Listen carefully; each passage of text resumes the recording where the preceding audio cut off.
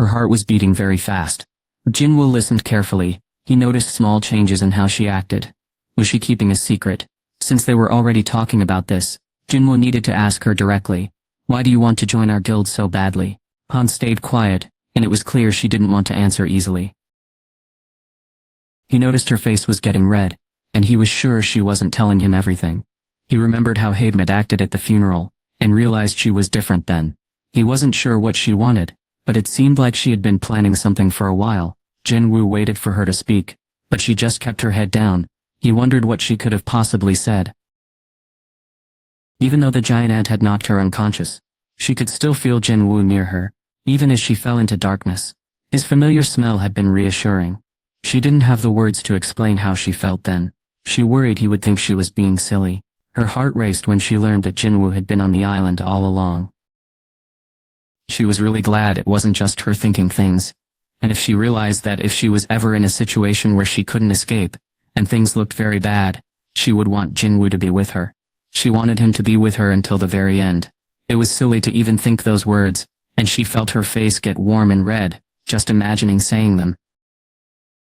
Han wasn't someone who usually said romantic things, so it was hard for her to find the right words. Instead, she had thought about what she would say ahead of time.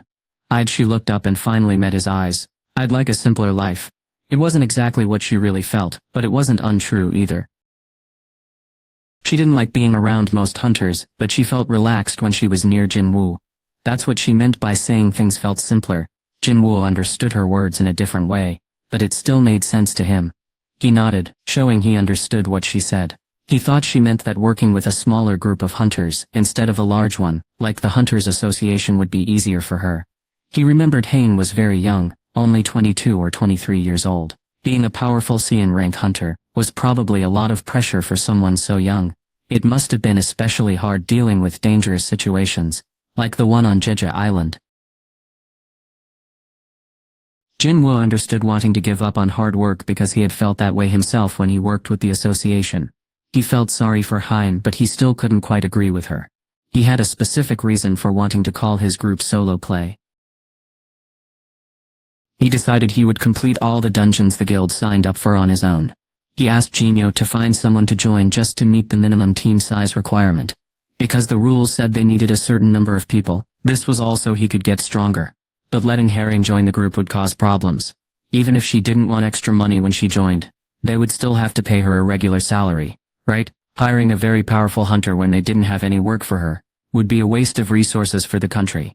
However, it would look strange if he turned down such a strong hunter for no good reason, especially since she was willing to give up the extra money. So Jinwoo thought of a smart plan. Actually, there's a test to become part of our group. Oh. An announcement didn't mention anything about a. Jinwoo stopped Hain, who looked confused. We just started doing tests recently, so it seems like our second in command forgot to write it down. Hain became very serious when she heard the word test. What kind of test is it? Jinwoo was surprised. Was she really asking? He thought she would leave as soon as he said there was a test, because she was proud and wouldn't want to take one. She was doing the opposite of what he expected. It seemed like he had actually made her more determined. Even though her face didn't show much emotion, Jinwoo could tell she was really excited. Was she someone who always accepted a challenge? Or was she simply refusing to give up? Jinwoo couldn't take back what he said now. You have to fight one of my creatures. This was a surprise to her. She was silent. Did he really think so little of her? Strangely, Jinwoo thought he could almost hear her thinking it. Even though her face didn't show what she was feeling, they looked at each other quietly. Which creature will you choose? I'll pick a really strong one for you. Hunter Chant. Okay.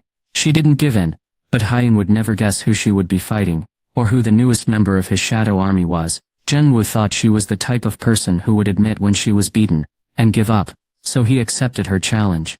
Alright then. When will this test happen? Right now. Making a team was very important, so he didn't want to waste time with Hunter Chant. Now that the subject had come up, they should just finish discussing it. They decided to meet at the gym inside the Hunters Association building. Hunters with the highest rank were allowed to use the gym whenever they wanted as a special benefit.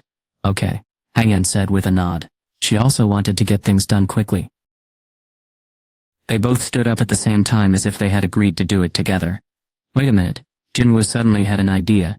He stopped Haina right as she was about to open the door. Hunter-chan, please wait. Yes, you don't need to go outside that way. Hashin was confused and didn't understand what he meant. The room had only one door, and Jinwoo definitely didn't mean they should climb out the window. Jinwoo walked closer to Hyen. There's a simpler way to get there. What do you mean? To do this, I need to stand near you. Is that alright? Oh. Hyen remembered something President Baek had told her before. The Korean hunters were almost defeated when Jinwoo suddenly appeared behind her. Was he going to teach her how he did that? She felt nervous as Jinwoo moved closer than she thought he would. Sorry to bother you. Jinwoo carefully put his arms around her. He had carried her like a bride around the ant nest, so a hug didn't seem strange to him. Hyen's face quickly turned red, but she didn't move away or try to get free. He thought she smelled nice.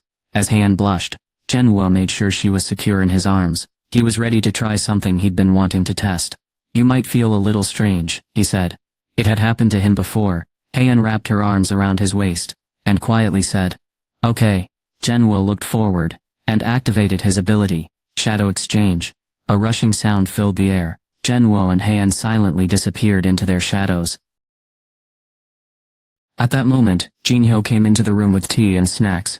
He quickly bought from the store because the meeting was taking a long time. Please help yourselves to Jinhyo looked directly at a shadow soldier who seemed embarrassed. Crash. Jinhyo dropped the tray he was holding, and the glasses broke into pieces. What's that? Jinhyo was scared and closed his eyes for a moment. When he opened them, the shadow soldier was gone. But I definitely saw. He rubbed his eyes and shook his head, looking around, but he couldn't find any sign of the creature. Have I been working too hard lately? Is it possible I imagined it? He tilted his head, then turned to find a cloth, but he stopped suddenly. Where did the boss and Hunter Chado go? As Jinwoo hid in the shadows, he saw Hunan disappear too. He knew it. Jinwoo was right about his idea. After using Shadow Exchange a few times, he thought he understood how the skill really worked, and he was right. Shadow Exchange made a kind of doorway, and he and Hyen were able to travel through it together. The shadow on the ground was how they entered, and where they ended up was the exit. The exit location depended on where a soldier was standing. The ability to make a real gate, even though it needed 3 hours to recharge between uses, was incredible. This meant he could travel to the other side of the world, and back every 3 hours, if he focused. Jinwoo was surprised by this discovery, but his surprise didn't last very long. The dark night turned to morning, and Jinwoo and Hyein found themselves at the gym. Jinwoo had left a special mark here before, just in case he needed to reach the Hunter Association quickly. The machines whirred and clicked as they started up. Check. The lights began to come on as the sensors found their energy, making the gym very bright. Hyein could see the light even with her eyes closed, so she opened them. How? She was very surprised. They were in a place she knew well, but it felt like everything had changed quickly. How could this happen? Hyein didn't know a skill like this even existed. She looked around in surprise, and her eyes landed on Jinwoo. She had many questions, but she couldn't ask them. She didn't even know where to begin. They were standing very close, so it wasn't a good time to talk. Jinwoo gently let go of her wrist and waist. You don't need to hold me. Hyein quietly nodded and rubbed her wrist where Jinwoo had been holding it. Let's begin. Jinwoo stepped away from the corner where his strong soldier had been waiting and walked to the middle of the gym. Okay. As Hyein walked to join him, she remembered she had left her sword in the car. Even though it was important for her job, she couldn't bring a sword to an interview. She explained this to him. I left my weapon in the car. You mean the picks? What picks? He reminded her about the one she had while exploring the orc dungeon. Hyen's face turned red as she remembered. She had completely forgotten about it. No, my weapon is. She realized he was joking when he laughed. Jinwoo smiled, seeing her blush. I'm just kidding. Enough teasing for now. But what would they do next?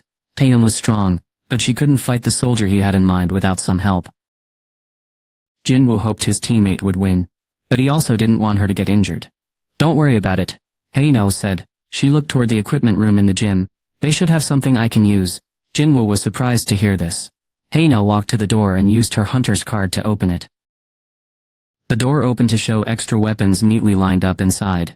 Jinwoo was impressed by how prepared the Hunters Association was. He hadn't known they had a place like this. He always wondered what happened to the money members paid.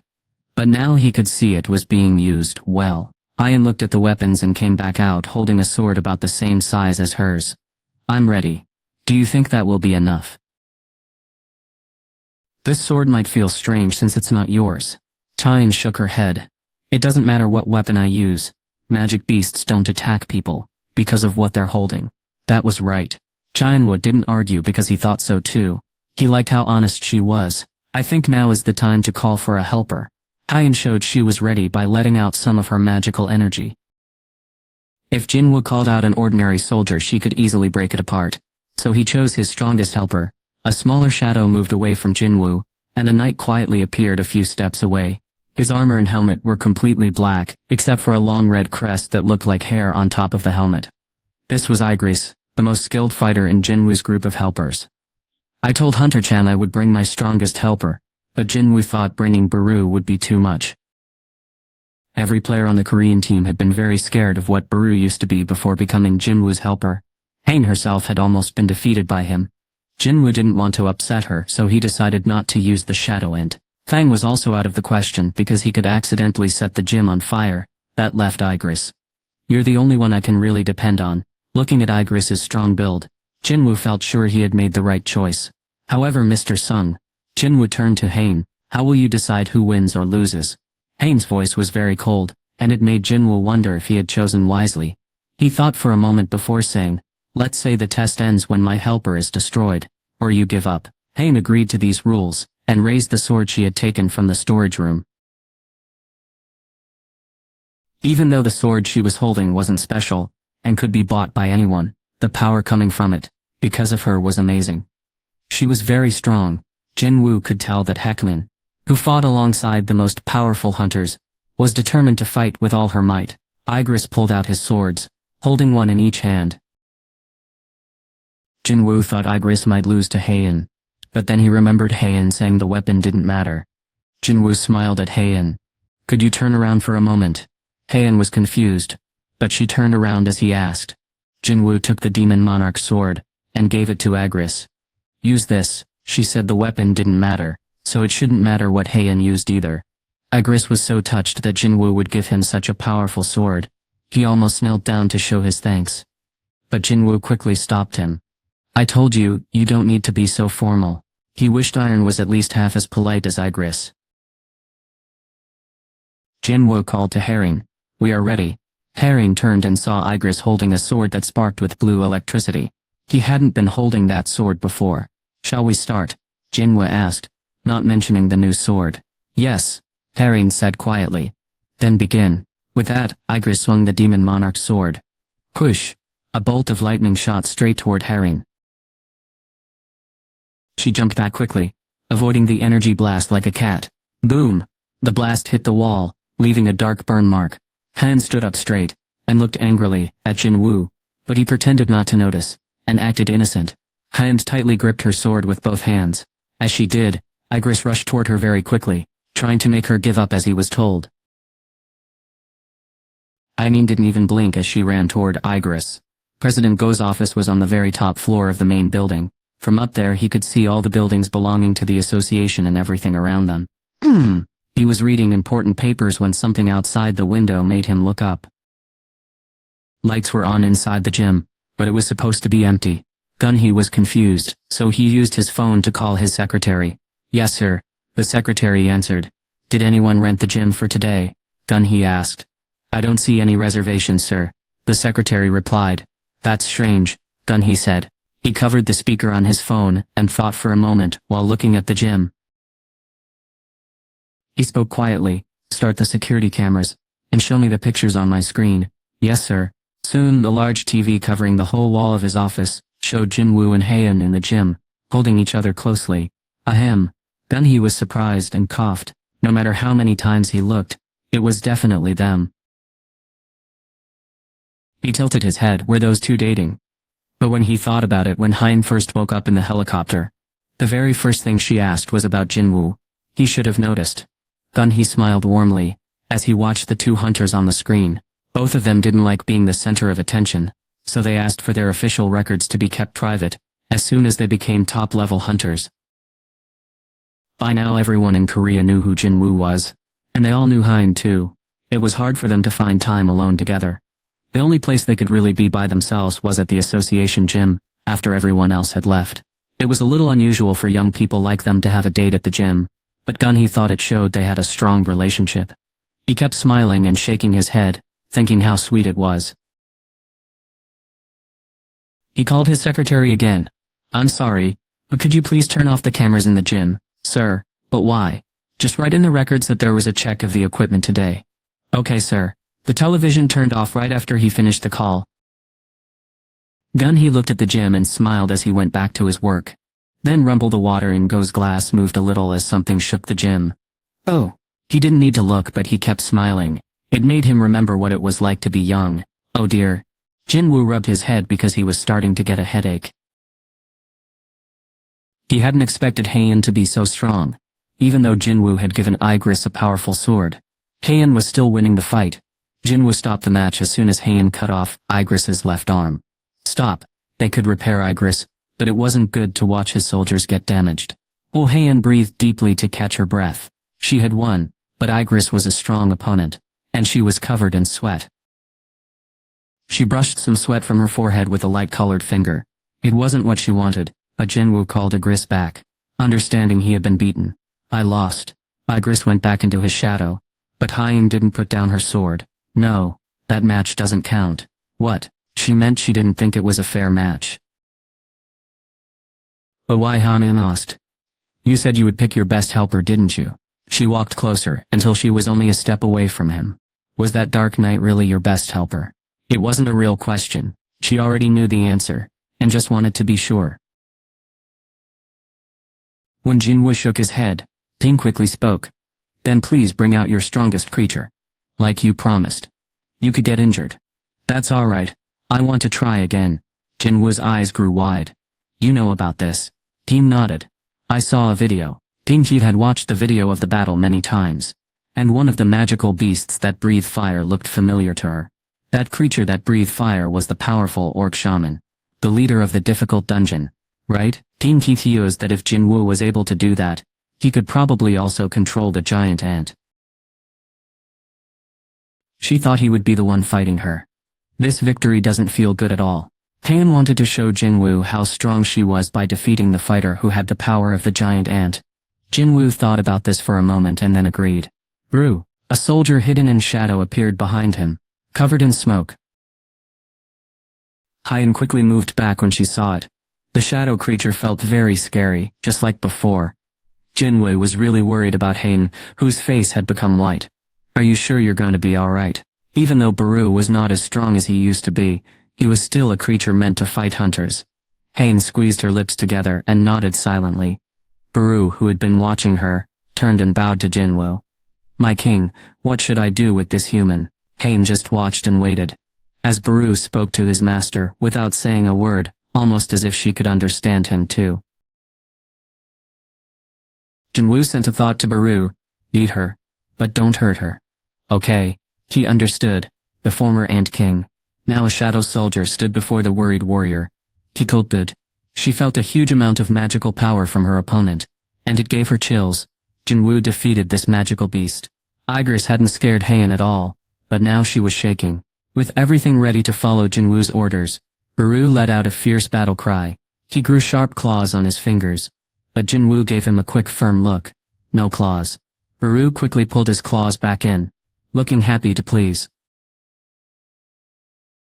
Jinwoo told Baru what he wanted one more time. He said if Baru hurt the other person, he would be in trouble. Baru said he would follow the order. With Baru's answer, Jinwoo started the match. Begin. Baru made the first move. He had been told to do one thing, beat the other person without hurting them. Baru was good at following orders, so he knew what Jinwoo meant. He needed to show a lot of strength, and make the other person not want to fight anymore. Suddenly, Heian couldn't see Baru for a moment, and then he was right in front of her. For just a second, Heian was surprised by how fast Baru was, but she quickly reacted and hit him with her sword. She attacked many times, but Baru avoided every single hit while staying perfectly still. His movements were exact, and he didn't waste any energy. He was so fast that he looked like a streak of light. It was clear he was much stronger than her. This doesn't make sense. Heian couldn't believe her attacks kept missing. How could he dodge at such a close distance without moving his feet? She tried again.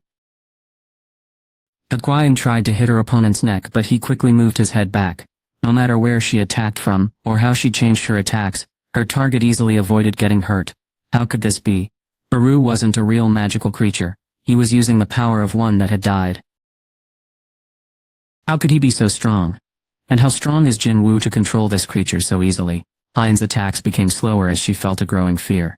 Baru used this chance to easily block her sword swings with the back of his hand. Then he stood right in front of her. Hein was shocked by the strong smell of death that suddenly filled her nose. It was over. As Baru opened his mouth wide, filling her vision, she couldn't help but scream. Ah! Instead of crushing her head, the creature let out a terrifying roar. Skyraya? The magic in Baru's roar pushed Hein backwards. Eek! Jin Woo frowned.